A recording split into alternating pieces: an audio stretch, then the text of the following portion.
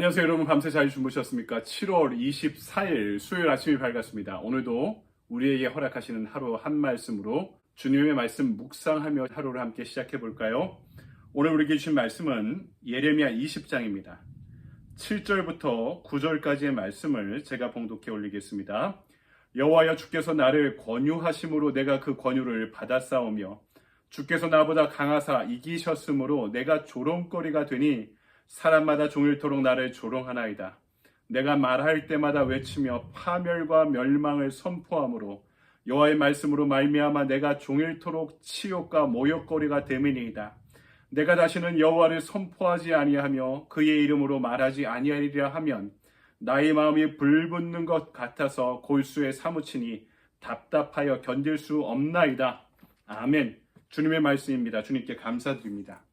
이 아침에 우리에게 주신 말씀 가지고 하늘의 불이 내 안에 들어올 때라는 제목으로 말씀을 증거하도록 하겠습니다. 2005년 노벨 의학상을 받은 베리 마셜 박사는 한국 사람들에게 잘 알려준 분인데요. 이 노벨상을 받기 전에 요구르트 광고에 이분이 나온 적이 있었습니다. 그리고 나서 노벨 의학상을 받아서 이 회사가 참 싼 값에 이분을 쓰게 되었다라고 화제가 되었던 적이 있었습니다. 이분은 위궤양의 원인이 되는 헬리코박터 파이어리균을 발견한 분입니다. 그런데 이분이 헬리코박터균이 위궤양의 원인이라는 사실을 알아낸 방법이 무척 무식한 방법이었습니다. 환자의 위에서 나온 10억 마리 정도의 세균을 물에 타서 그냥 자기가 마셔버린 것이죠. 그랬더니 일주일 정도 지나니까 두통과 속쓰림이 시작되었고요.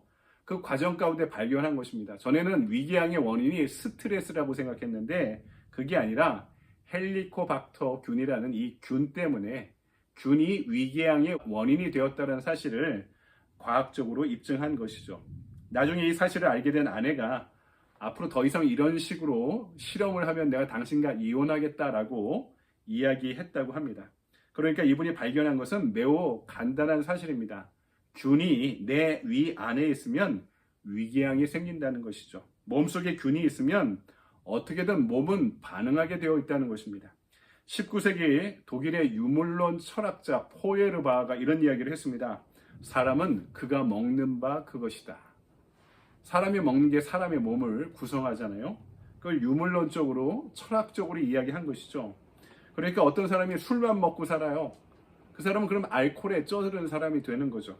반면에 어떤 사람은 유기농 음식만 먹습니다. 그렇다면 그 사람은 유기적이고 생태적인 삶을 살아가는 사람이 될 것입니다. 그 사람이 먹는 것이 그 사람을 생물학적으로 구성하니까 이것은 생물학적으로도 철학적으로도 매우 통찰력 있는 표현이 아닐 수 없습니다. 그런데 이것은 먹는 것뿐만이 아닙니다. 사람이 생각하는 것과도 관계되어 있죠. 사람이 하루 종일 또는 집중해서 무엇을 계속 생각하고 있어요. 그것이 바로 그 생각이 그 사람의 인생을 규정하게 되어 있다는 것입니다. 오늘 본문을 묵상하던 중에 저도 같은 도전을 받게 되었습니다. 지금 나를 채우고 있는 생각이 뭔가? 지금 내 심장을 두근거리게 만들고 있는 것이 과연 무엇인가? 여러분, 우리가 인생을 살면서 이 질문에 대한 해답을 준비하며 살아가야 되지 않겠습니까? 오늘 눈물의 선지자 예레미야의 고백 가운데 우리가 찾아야 될 인생의 해답을 한번 함께 찾아보길 바랍니다. 우리가 알고 있듯이 예레미야는 눈물의 선지자라는 별명을 갖고 있었습니다. 하나님과 고국 이스라엘을 위해서 눈물을 흘리는 예언자였죠. 여러분, 불타는 마음이 없으면 눈물도 없을 것입니다. 그런 면에서 예레미야는 참 외로운 예언자이기도 했습니다. 하나님으로부터 받은 말씀을 사람들이 듣지 않았던 거죠. 그러니까 말하다가 이 말로 안 되니까 행위로 퍼포먼스로 예언을 하기도 합니다. 우리가 읽지 않았지만 19장 이 앞장의 말씀을 보면은 토기를 토기장이하게 사와서 땅에 산산이 깨뜨립니다. 그러면서 이 나라도 이렇게 될 것이다 라고 그 퍼포먼스로 행위로 예언을 하죠. 그리고 어느 때는 백성들의 확신의 근거였던 성전의 멸망을 예언하기도 했고요. 심지어 소나 나귀가 지는 멍에를 스스로 짊어지고 다니면서 이스라엘이 이렇게 멍에를 짊어지게 된 노예가 될 것이다 예언하기도 했습니다. 그 결과가 뭡니까? 7절을 보니까 내가 조롱거리가 되니 사람마다 종일토록 나를 조롱하나이다 이렇게 말씀하죠. 그 조롱의 이유가 무엇이라고요? 하나님의 말씀을 대언했기 때문입니다. 그가 하나님께 사로잡혔기 때문입니다. 그런데 7절을 보니까 하나님께 사로잡힌 자신의 모습을 이렇게 고백합니다. 이것이 매우 중요한 구절인데요. 여호와의 주께서 나를 권유하심으로 내가 그 권유를 받았사오며 주께서 나보다 강하사 이기셨으므로 이렇게 고백하는데, 이 한글 번역은요, 이 예레미야가 지닌 이 심성, 이 마음을, 심정을 우리에게 표현하는데 너무나 제한적인 번역입니다. 여기서 아주 이 문장에서 중요한 동사가 두 가지가 등장하고 있습니다. 그래 이 동사를 이해해야지 예레미야의 마음을 이해할 수 있는데요. 앞에서 하나님 나를 권유하심으로, 새 번역에서는 하나님 나를 속이셨으므로 이렇게 번역하고 있는데, 이 단어는 파타란 단어입니다. 권유하다, 속이다라는 뜻이고, 뒤에 나오는 하나님이 강하사 나를 이기셨으므로, 새 번역에도 똑같이 이기셨으므로 이렇게 번역하고 있는데요. 이 단어는 하자크란 단어입니다. 그런데요, 이 단어가 한글로 번역하기가 매우 민망한 단어입니다. 이 단어의 원래 뜻은요, 파타는 우리나라 성경에 권유하사 또는 속이사라는 단어로 사용된 이 파타라는 단어는 꼬이다란, 유혹하다라는 뜻입니다. 정확하게 이야기하면 결혼 전에, 결혼하지 않았음에도 상대방과 성행위를 갖기 위해서 꼬시고 유혹하는 행위를 파타라고 합니다. 뒤에 있는 단어 하자크는 그 반대의 단어입니다. 강간하다라는 뜻을 갖고 있습니다. 상대방의 의사에 반해 강제적으로 이루어지는 성행위를 강간이라고 이야기하죠. 그러니까 지금 예레미야가 예언자로 살아가는 자신의 소명을 이렇게 이해한 것입니다. 하나님이 나를 꼬이셔서, 하나님이 나를 강제로 이 자리에 세우셔서 내가 이 역할을 감당하게 되었다. 이 구절에 대해 현대 미국의 가장 권위 있는 예언서 신학자인 그리고 랍비였던 요슈아 헤셸은 이 구절을 이렇게 의역합니다. 오 여호와여, 주님은 저를 꿰어내셨습니다. 저는 꿰매 넘어갔습니다. 주님은 저를 강탈하셨습니다. 저는 당했습니다. 이 특이한 고백 가운데 예레미야가 자신의 소명을 이해하는 이해의 단초가 드러나고 있습니다. 때로는 은밀한 매력을 갖고 하나님이 나를 꼬이십니다. 마치 매력적인 남성에게 마음을 주고 몸도 주는 젊은 처녀처럼 하나님께서 나를 사로잡히게 만드십니다. 그러면서 반대로 그분은 때로 강제적으로 나를 견인하셔서 일으켜 세우기도 하신다는 것입니다. 내가 그분의 뜻을 따르고 싶지 않을 때조차도 나를 세우셔서 강제로 그분의 일을 맡기시고 등을 떠밀기도 하신다는 거죠. 이것이 하나님의 힘이고 하나님이 지닌 매력이라고, 하나님의 두 얼굴이라고 하나님을 사랑했던 연인 같은 선지자 예레미야가 그의 마음속 깊은 곳으로부터 고백하고 있는 것입니다. 그분을 사랑했기 때문에, 그분께 사로잡혔기 때문에 나는 지금 백성들에게 조롱과 수치를 당하고 있다는 것이죠. 왜냐하면 나를 사로잡은 그분이 내 입에 넣어주신 말씀이 바로 심판의 말씀이었기 때문입니다. 9절입니다. 내가 말할 때마다 외치며 파멸과 멸망을 선포함으로 여호와의 말씀으로 말미암아 내가 종일토록 치욕과 모욕거리가 됨이니이다. 사랑하는 분이 내 입술에 주신 말씀 때문에 수치와 조롱을 당한다는 이 고백 속에는 어떤 뜻이 숨겨져 있냐면, 결국에는 그 말씀을 주신 분 또는 그분의 말씀 그 자체가 백성들에게 거절당하고 있고 조롱과 수치를 당하고 있다는 고백이 숨겨져 있는 것이죠. 예레미야가 지닌 고통의 정체, 그것이 바로 하나님께 사로잡힌 자의 사랑의 고백이었던 것입니다. 하지만 여러분, 예레미야도 사람이었습니다. 하나님을 그토록 사랑했지만 이 백성들도 사랑했죠.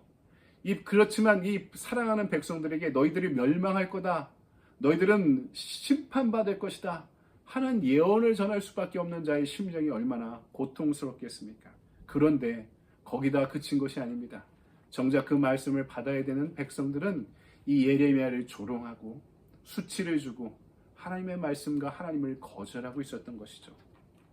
그 소명을 감당하는 것이 너무나 고통스럽고 힘들었던 것입니다. 그래서 자신이 예언을 하지 않기를 다짐합니다. 실제로 어떤 주석가들은 예레미야가 한 3년 정도 예언을 중단했다라고 이렇게 해석하기도 합니다. 하지만 이런 다짐이 계속가지 못합니다. 그 이유를 예레미야는 매우 인상적으로 오늘 9절에서 이렇게 말씀하는데, 제가 9절을 세 번역으로 읽어보겠습니다. 이제는 주님을 말하지 않겠다, 다시는 주의 이름으로 외치지 않겠다 하고 결심하여 보지만 그때마다 주의 말씀이 나의 심장 속에 불처럼 타올라 뼛속까지 타들어가니 나는 견디다 못해 그만 항복하고 맙니다. 사랑하는 여러분, 내가 무엇을 하고 무엇에 대해 이야기하는 것이 곧 나 자신입니다. 내가 무엇을 계속 하고 있고 무엇에 대해 계속 이야기하고 있는 것이 바로 나 자신입니다. 내가 성령을 좇으며 성령에 대해 말하면 그것이 내가 성령의 사람이란 증거입니다. 성령의 임재하심 가운데 예수를 증언하는 삶을 살아가고 있다면 바로 내가 예수의 제자라는 증거입니다. 성령께서 임재하시는 목적이 바로 내가 그리스도의 증인으로 살아갈 능력을 주기 위해서이고, 하나님이 통치하시는 하나님의 샬롬의 세상을 확장하기 위해서이기 때문입니다. 여러분, 성경이 증거하고 말씀하는 바는 분명합니다. 하나님께 사로잡힌 성령의 사람이 될 때 그 성령의 임재하심이 나를 그리스도의 제자로, 증인으로 인도하신다는 사실을 우리에게 분명히 증거하고 있는 것입니다. 오늘 이 시간 성령께서 우리를 충만히 채워주시기를 소망합니다. 예레미야의 마음을, 우리가 그의 고백을 함께 들읍시다. 사람들의 수치와 조롱을 당하고 거절을 당하는 것이 얼마나 스스로 고통스럽겠습니까? 그래서 내가 이 소명을 감당하지 않겠다 하면은 성령께서 나를 채우셔서 나를, 내 심장을 불타오르게 만들어 뼛속까지 타오르게 만드니 견딜 수 없어, 참을 수 없어 다시 예언을 하고 복음을 증거하게 되었다는 이 선지자의 고백 가운데 우리도 오늘 하루 주님을 전하지 않으면 살아갈 수 없는, 하나님의 나라를 확장하며 살아가지 않을 수 없는 그런 제자의 사명 감당하는, 예언자의 사명을 감당하는 저와 여러분의 하루가 되기를 주님의 이름으로 간절히 축원드립니다. 아멘. 적용의 질문입니다. 최근 하나님의 일을 하면서 사람들의 조롱과 거절을 경험했던 적은 없습니까? 하지만 그럼에도 불구하고 나에게 주어진 그리스도의 증인된 사명을 감당하기 위해 무엇을 결단하겠습니까? 우리가 두려워하는 게 그거죠. 사람들에게 거절당하는 것, 예수를 전하다가 조롱을 당하는 것, 심리적인 위협을, 또 거절 앞에 두려움을 갖고 있습니다. 그럼에도 불구하고 우리가 증인된 사명을 감당하기 위해 무엇을 결단하겠습니까? 오늘의 액션 플랜입니다. 전도 대상자를 만나 전도하기, 그동안 계속해서 전도 대상자에게 연락하기, 전도 대상자를 위해 중보하기 라는 액션 플랜을 몇 차례에 걸쳐 말씀드렸는데요. 중보하고 또 대상자를 선정하면 만나기도 해야 되겠죠.